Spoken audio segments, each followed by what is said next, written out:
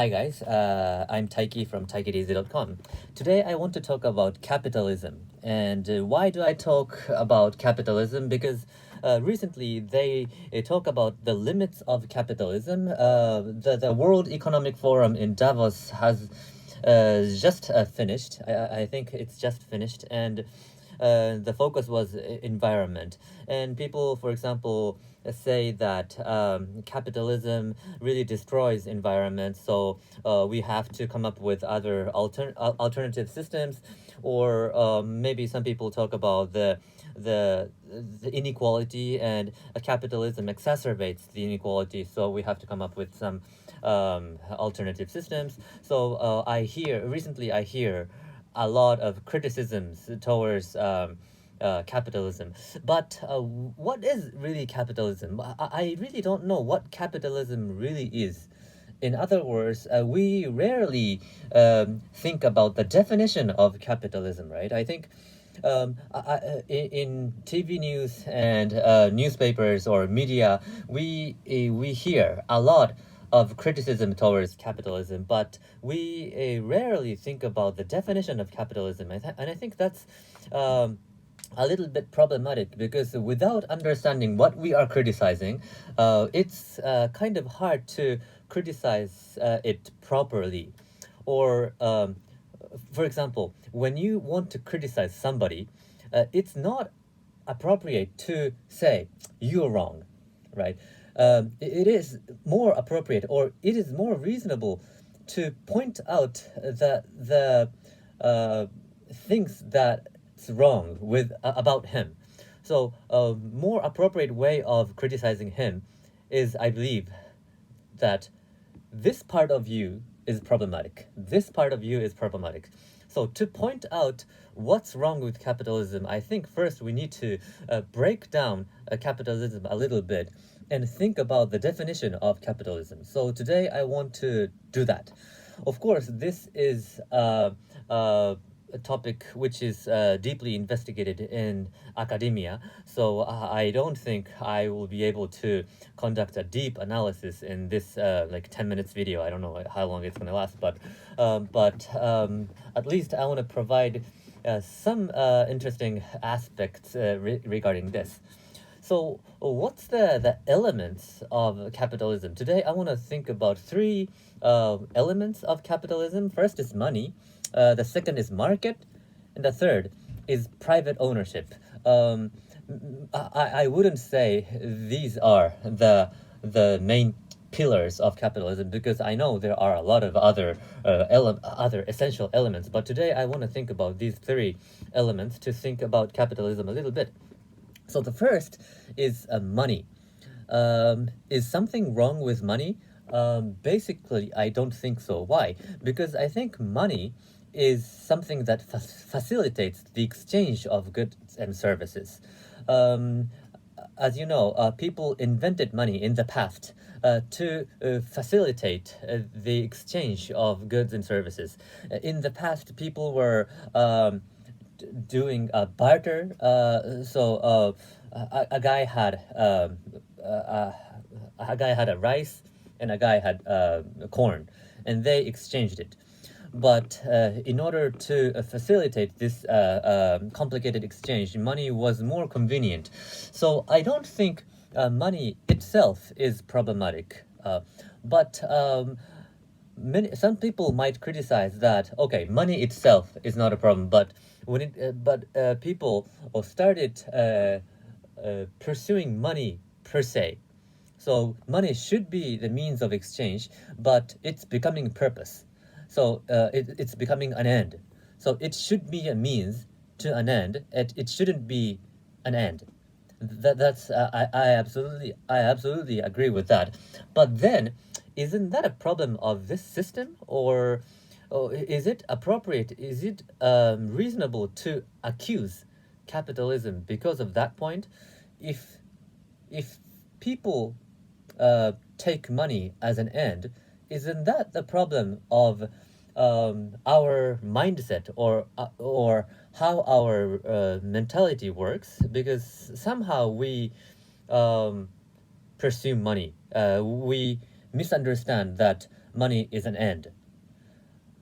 And it might be that it's a problem of our mentality rather than the problem of system. So in that sense, I'm interested in conducting a psychoanalysis, or yeah, the psychoanalysis of capitalism, because system per se might not be the problem. What do you think? This is the first point. I have no conclusion for this video. I just want to provide some interesting insights, or my argument. The second point is market. Is market wrong? I don't think so either. Because market is where people exchange goods and services, basically. So, for example, farmers market, where farmers bring their own products and exchange with people, and that's nothing is wrong with that, right? So I don't think market itself is problematic. But here at the but here again, there are exceptions, or I know, of course, I know that there are counter arguments. Um, I would to think about this problem. I would recommend this book, "What Money Can't Buy," by philosopher Michael Sandel. In this book, he is arguing against trading anything in market. For example, the common example is human organ. Is it really can we or should we allowed to exchange any kind of products in the market, or should we be allowed to sell our organs in the market? That is a point that we should think about. There are people who are for for selling any kind of things in market, and there are people who are against this opinion. And of course, the first camp of people would argue that, okay, if somebody is dying of hunger, and if he wants to trade his kidney with rice, he should be allowed to do that, because that is his free decision. So we should respect people's free decision. Therefore, in market, anything should be allowed to exchange. But the second camp of people would argue against it, saying that there should be a coercive trade, meaning that, okay, some people would coerce somebody to sell their kidney, and that's the argument, right? So anyways, the point here is the second component of capitalism, which is market, and the point we should think about here is whether anything should be allowed to exchange in this market or not. And the third one is private ownership. What do you think? I think this is the most difficult point among these three elements, because we take private ownership for granted, right? We take it for granted because, for example, we work hard and we earn money and we buy a land, for example, and the land becomes yours, and that's your private ownership. It seems like there's nothing wrong with this. However, okay, I put a link of a philosopher, Slavoj Zizek, and he is questioning this private ownership in the video, in my understanding. So, in the modern problem, the global problems are all based on this private ownership system. For example, climate change. This became this became a problem because this air, or the oxygen, should be our common assets, right? But private companies or individual nation states are privatizing that air and polluting it. That is why this global warming is happening right now. So, in other words, we as a humanity is failing in managing that common assets as a species. So that's the problem of private ownership. Another example is what I explained in the video of immigration. The problem of immigration is happening because nation states are sort of like privatizing their land and preventing people uh, from coming in to their country, right? But land should be our common assets as a humanity. There should, yeah. So in the past, people were moving freely. People were allowed to move around the world and live wherever they wanted.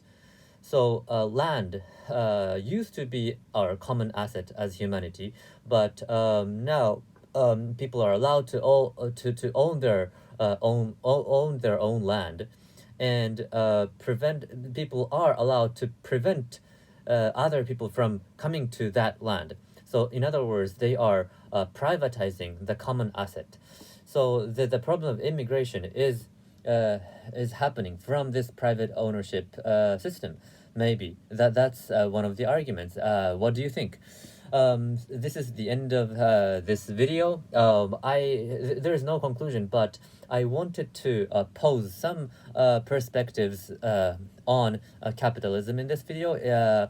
I hope you enjoyed it, and I hope I could provide some perspectives regarding capitalism in this video. If you liked it, please register this channel. I started this channel to talk about philosophy and social science in general, to think about problems or social issues from academic perspective, to express that thinking is fun, and